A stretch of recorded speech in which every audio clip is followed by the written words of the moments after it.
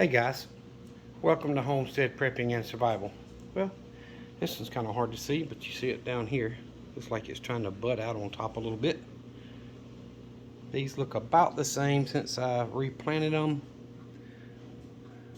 See, that one's starting to get a little bit of color on the top. It's hard for me to get close enough to focus, but most of them are starting to bud a little bit.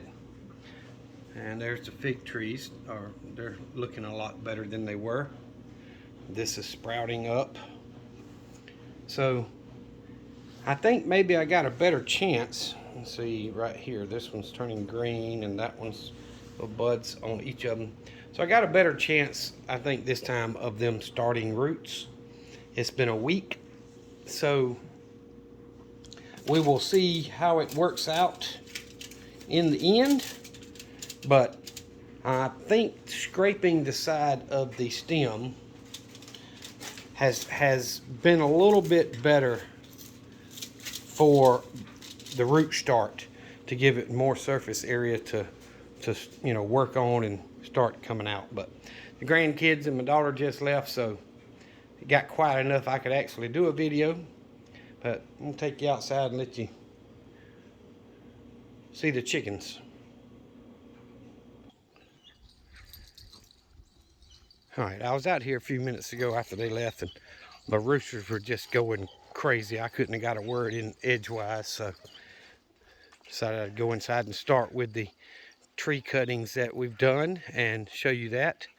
And I dumped some leftovers out here on the ground for this first pen, and I put some in the pen for each of the other two pens. It's just table scraps, basically leftovers that I didn't eat. So I have noticed, and maybe it's just me, or maybe it's just happened to be this little cool snap that's coming in that threw them off.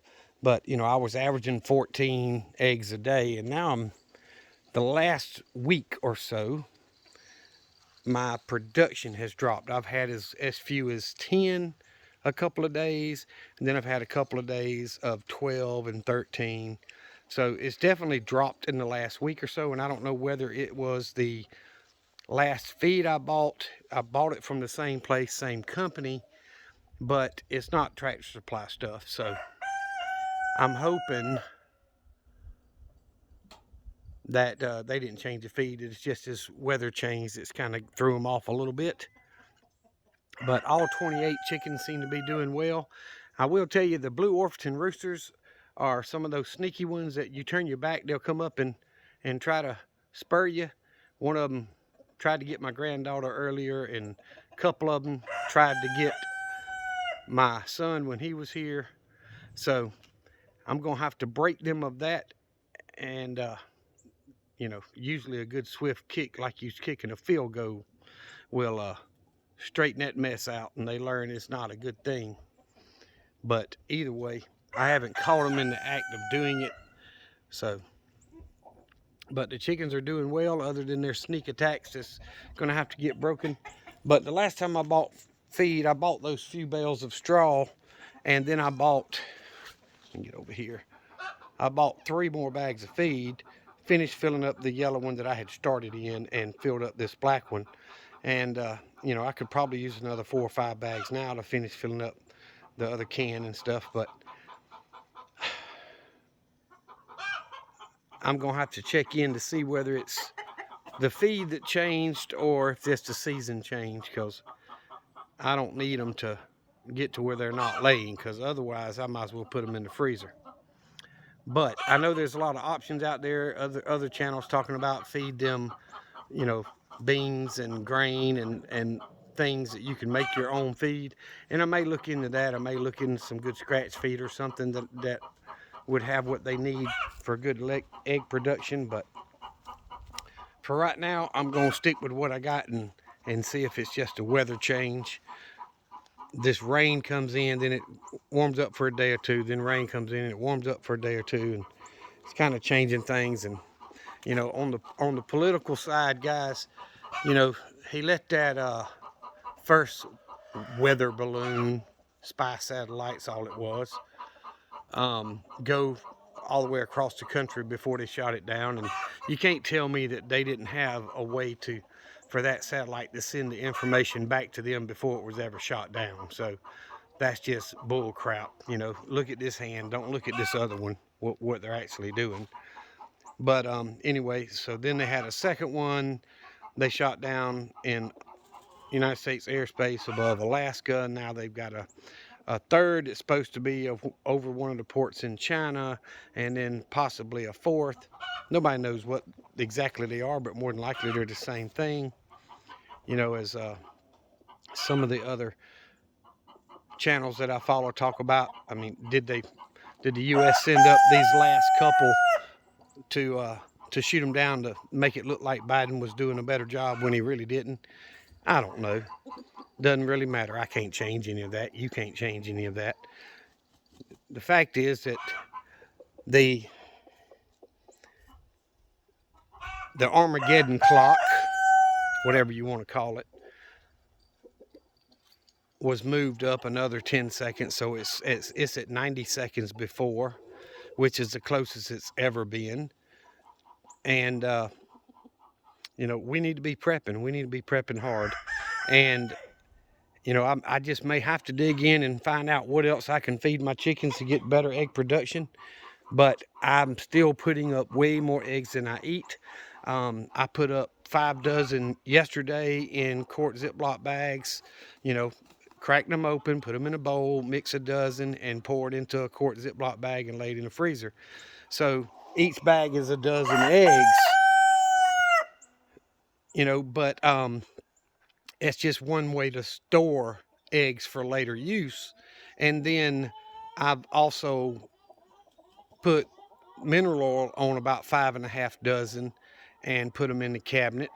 So that'll help them store for a long time. I may have to go back and add more mineral oil in 4 or 5 months, 6 months, something like that. But they will last up to a year that way. So I'm not worried about running out of eggs to eat. What I'm worried about is if I'm not giving my chickens the feed that they need, so their bodies does what it's supposed to do, which the hens would be produce and lay eggs. So that's, you know, part of it.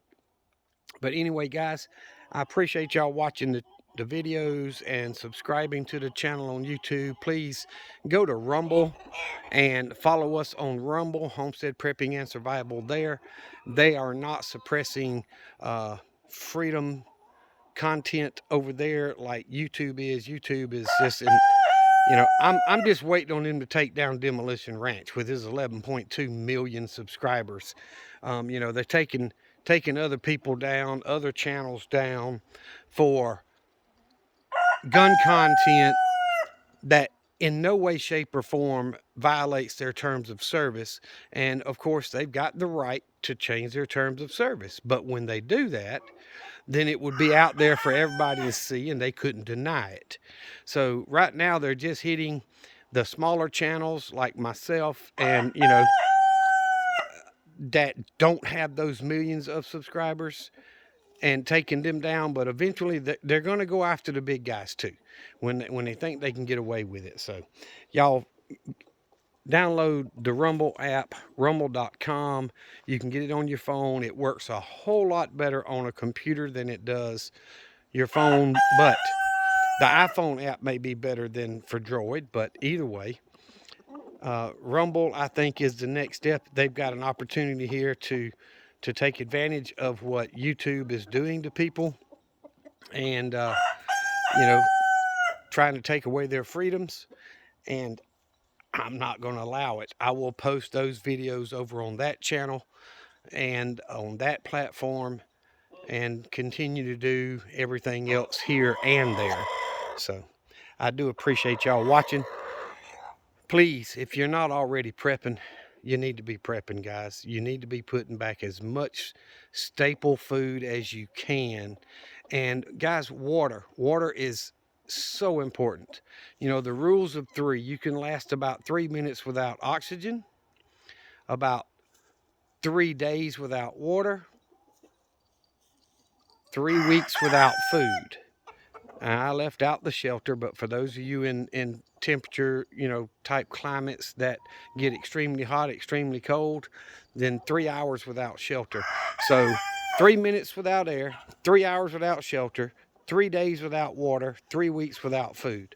And you know, we need to be putting that up. Water, guys, there's no reason why every single one of us shouldn't have hundreds and hundreds of gallons of pure drinkable water, potable water stored. You can wash out any container you bought that had a liquid in it and fill it back up. You can fill up quart jars that you're not using for, you know, canning right now. You can empty milk jugs and wash them out, and apple juice jugs and cranberry juice, whatever. If it's a container that'll hold it, wash it out, sterilize it, you know, really hot water or a little bit of bleach, and fill it up and store that water, guys. You can do that without any extra expense, and water is going to be vital. Also, I would encourage you to buy some LifeStraw water filters, mini soluble water filters. Get you a Berkeley, you know, whatever. There's a whole lot of different brands. Katadyn, there's a whole lot of different brands of water filters out there that you can get that'll make just about any water safe for you to consume. And that's going to be critical, guys. That's the first thing that's going to take you down, is not having water for your needs. So I'm sitting back looking across over at the fruit trees, and I'm seeing a lot of blooms on one of the fruit trees. I think it's a little early for it to bloom, but the second tree there on the left has got a lot of blooms on it from back here. So I'm a little late with it as usual, but it's hard to see. Very hard for y'all to see, but the trees are, the limbs are starting to get covered with blooms. So maybe we'll have a good fruit year this year. The cuttings seem to be doing well. I'm hoping I can get those transplanted as soon as spring is here and the cold weather's gone, and maybe do some more after that.